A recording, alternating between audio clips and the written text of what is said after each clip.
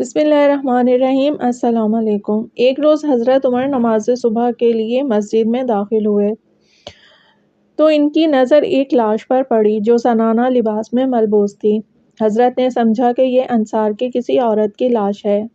جب وہ لاش کے قریب آئے تو ان کی حیرت کی انتہا نہ رہی کہ وہ لاش کسی عورت کی نہیں بلکہ ایک مرد کی تھی جس نے اپنے آپ کو دلہن کی مانند سجایا ہوا تھا۔ داڑھی اور مونچھیں تراشی ہوئی تھیں، ہاتھوں میں مہندی لگی ہوئی تھی اور گلا کٹا ہوا تھا۔ حضرت عمر نے اس لاش کو ایک کونے میں رکھوا دیا اور نماز کے بعد جناب علی علیہ السلام سے پوچھا کہ آپ علیہ السلام اس لاش کے بارے میں کیا فرماتے ہیں؟ جناب امیر علیہ السلام نے فرمایا، اس لاش کو دفن کر دو اور تھوڑی مدت انتظار کرو، کچھ مدت کے بعد اسی جگہ ایک بچہ بھی پاؤ گے۔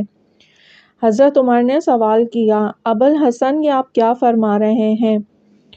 فرمایا، میرے ابن ام نے مجھے اس واقعے کی خبر دی ہے۔ اس واقعے کو 9 ماہ کا عرصہ گزر گیا تو حضرت عمر ایک صبح نماز فجر کے لیے مسجد میں داخل ہوئے تو آپ نے کسی بچے کے رونے کی آواز سنی۔ بچے کی آواز سنتے ہی حضرت عمر نے ایک غلام کو حکم دیا کہ اس بچے کو جناب امیر علیہ السلام کے پاس لے جاؤ۔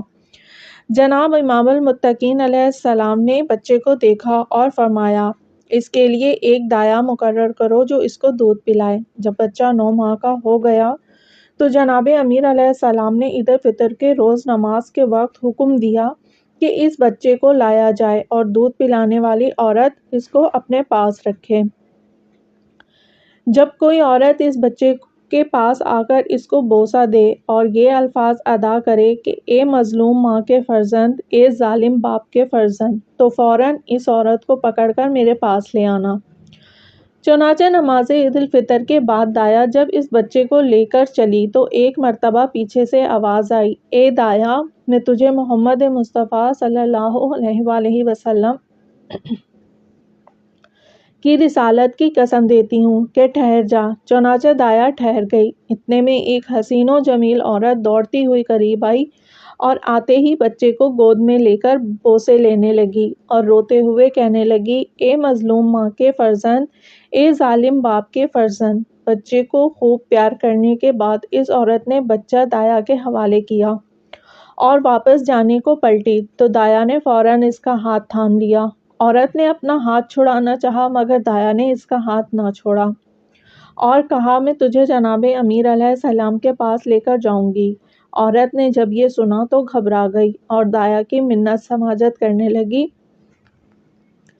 کہ خدارا مجھے امیر علیہ السلام کے پاس نہ لے جا، اگر جناب علی بن ابی طالب علیہ السلام کے پاس لے چلو گی تو لوگوں کے سامنے میری رسوائی ہوگی۔ بہتر یہ ہے کہ تم میرے ساتھ میرے مکان پر چلو، میں تجھ کو 2 یمنی چادر، خلت فاخرہ اور ساتھ 300 درہم دوں گی، خدارا مجھے رسوا ہونے سے بچا لو۔ داعیہ لالچ میں آ گئی اور اس عورت کے ساتھ اس کے گھر پر گئی۔ عورت نے جو کچھ وعدہ کیا تھا وہ سب کچھ ادا کیا اور کہا، عید قربان کے موقع پر بھی تم مجھے میرے بچے کو ملوانے کے لیے لے آنا، میں پھر اتنا ہی انعام دوں گی۔ داعیہ نے کہا، بہت اچھا، اور بچے کو لے کر وہاں سے چلی آئی۔ جب جناب امیر علیہ السلام کی خدمت میں پہنچی تو آپ نے فرمایا، کیا وہ عورت ملی تھی؟ داعیہ نے بڑی مکاری کے ساتھ جواب دیا، نہیں یا ابوالحسن، میں نے کسی کو نہیں دیکھا اور نہ ہی اس بچے کے پاس کوئی عورت آئی۔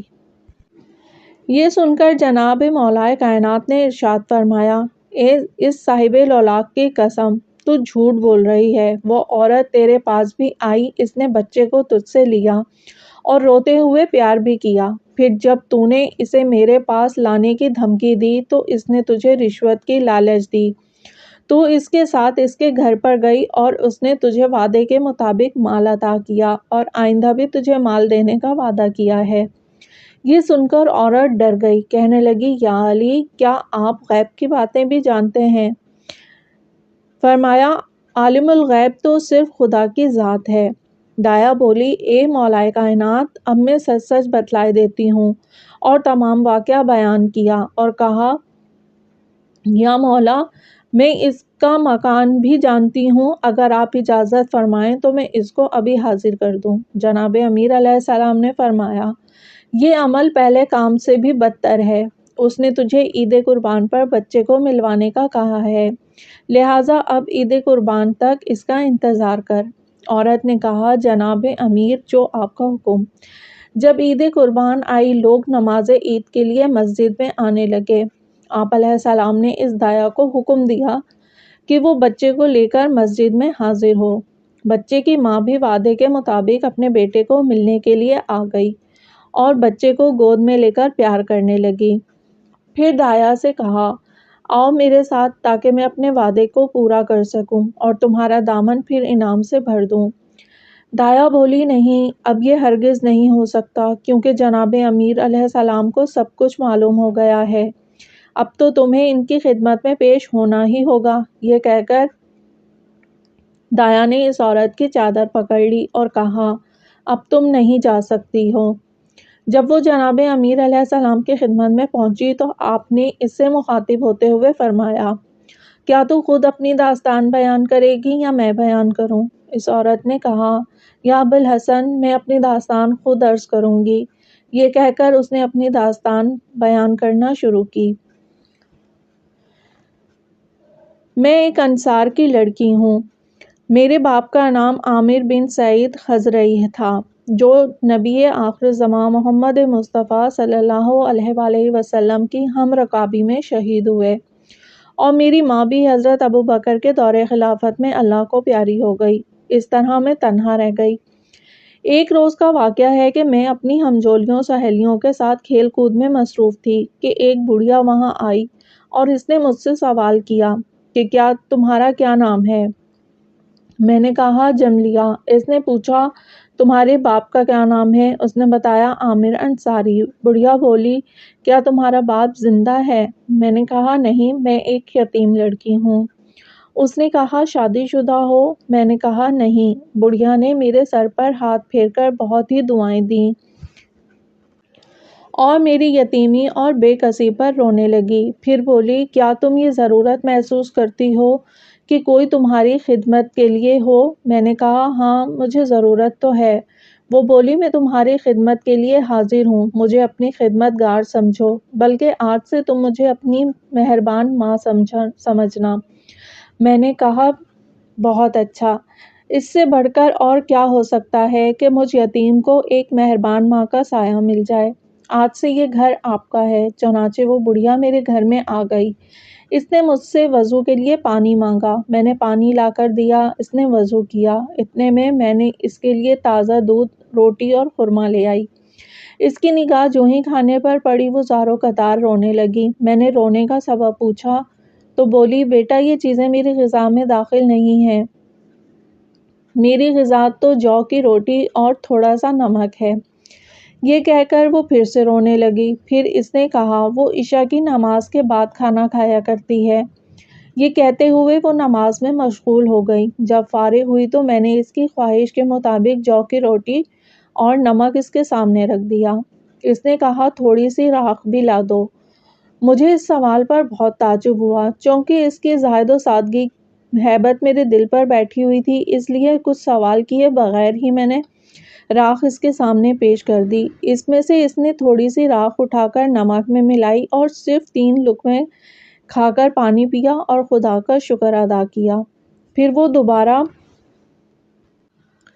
نماز میں مشغول ہو گئی اور صبح تک عبادت کرتی رہی۔ اب تو میرے دل میں اس کا ادب و بزرگی اور زہد کا اور بھی رعب بیٹھ گیا۔ صبح کے وقت میں سلام کے لیے حاضر ہوئی تو بے اختیار میں نے اس کا سر چوم لیا اور عرض کیا کہ آپ میری مغفرت کے لیے دعا کریں، کیونکہ آپ بہت زاہدہ ہیں، آپ کی دعا ہرگز رد نہیں ہو سکتی۔ تھوڑا ہی عرصہ گزرا تھا کہ ایک دن اس نے مجھ سے کہا، بیٹا، تم ایک حسین و جمیل لڑکی ہو، اگر میں کسی کام سے باہر چلی جاؤں تو تمہارا تنہا رہنا مجھے پسند نہیں، کیونکہ تم جوان ہو، تمہارے پاس ایک سہیلی بھی ضرور ہونی چاہیے۔ میری ایک بیٹی ہے جو میری طرح بڑی عاملہ اور پارسا ہے، اگرچہ وہ عمر میں تجھ سے تھوڑی بڑی ہے، لیکن تمہاری تنہائی کی اچھی ساتھی رہے گی۔ اگر تو اجازت دے تو میں اس کو تیری خدمت کے لیے یہاں لے آؤں۔ میں نے کہا، عین مناسب ہے، آپ ضرور لے آئیں۔ یہ سن کر وہ چلی گئی، لیکن جب وہ واپس آئی تو اکیلی تھی۔ میں نے پوچھا اماں کہاں ہے میری بہن؟ وہ بولی بیٹا وہ نہیں آئے گی۔ میں نے بڑا اصرار کیا کہ چلو، مگر وہ مانی نہیں۔ میں نے پوچھا کیوں نہیں مانی؟ کہا تمہارے گھر میں اکثر انصار و مہاجرین کی لڑکیوں کا آنا جانا لگا رہتا ہے اور وہ اپنی عبادت میں خلل پسند نہیں کرتی۔ میں نے جواب دیا اماں میں وعدہ کرتی ہوں کہ میں اپنی تمام سہیلیوں کو منع کر دوں گی کہ وہ میرے گھر نہ آیا کریں تاکہ اس کی عبادت میں خلل نہ پڑے اور وہ اطمینان سے عبادت کر سکے۔ آپ ابھی جائیں اور جس طرح بھی ممکن ہو اس کو اپنے ساتھ لے کر آئیں۔ یہ سن کر بڑھیا چلی گئی۔ جب واپس آئی تو اس کے ساتھ ایک دراز قامت عورت برقع پہنے ہوئے گھر میں داخل ہوئی اور کمرے کے باہر دروازے پر آ کر رک گئی۔ میں نے بڑھیا سے پوچھا اماں یہ اندر کیوں نہیں آ رہی ہیں؟ بولی یہ تم سے شرما رہی ہے۔ میں یہ سن کر خوش دلی کے ساتھ آگے بڑھی اور سب سے پہلے گھر کا دروازہ بند کیا تاکہ اس وقت کوئی غیر عورت اندر نہ آ جائے۔ تب تک وہ برقع پوش کمرے میں جا کر بیٹھ گئی تھی۔ میں دروازہ بند کر کے پلٹی اور آ کر اس برقع پوش سے لپٹ گئی اور کہا بہن یہ تیرا اپنا گھر ہے، اب تو نقاب ہٹاؤ تاکہ میں اپنی بہن کی زیارت کر سکوں۔ لیکن یا امیر المومنین، جب اس نے اپنے چہرے سے نقاب اٹھایا تو میری حیرت کی انتہا نہ رہی۔ قریب تھا کہ میں غش کھا کر گر پڑوں۔ میں نے دیکھا وہ برقع پوش کوئی عورت نہیں بلکہ میرے سامنے ایک قداور گھنی داڑھی والا ایک نوجوان مرد کھڑا تھا جس کے ہاتھوں اور پیروں پر مہندی لگی ہوئی تھی اور عورت کا روپ دھارے ہوئے تھا۔ میں نے بڑی مشکل سے اپنے اوزان بحال رکھتے ہوئے اس سے کہا کون ہے تو اور یہ کیا حرکت ہے؟ اب تیرے لیے بہتر یہی ہے کہ فوراً یہاں سے نکل جاؤ ورنہ میں شور مچا دوں گی۔ یہ کہتے ہوئے میں آہستہ آہستہ دروازے کی طرف پیچھے ہٹی تاکہ اس کے شر سے خود کو بچا سکوں اور لوگوں کو مدد کے لیے پکاروں۔ وہ میرے ارادے کو بھانپ گیا اور اس نے دوڑ کر مجھے اپنے قبضے میں کر لیا۔ اس کے بازوؤں میں میری مثال ایسی تھی جیسے عقاب کے پنجے میں ایک کمزور چڑیا۔ تھوڑی دیر کے بعد میں زمین پر پڑی ہوئی اپنی عصمت کی بربادی کو رو رہی تھی۔ دوسری طرف وہ بدمستی میں پڑا ہوا تھا۔ میں نے دیکھا کہ اس کی کمر میں خنجر آویزاں ہے۔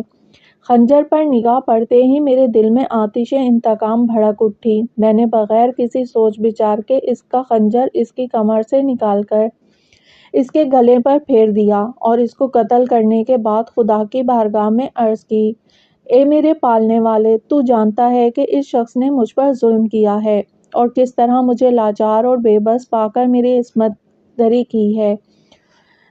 اب تو ہی میری پردہ پوشی کرنے والا ہے۔ اس کے بعد جب رات ہوئی تو میں نے اس کی داڑھی اور مونچھیں بھی صاف کر دیں اور اس لاش کو رات کے اندھیرے میں مسجد کے محراب میں ڈلوا دیا۔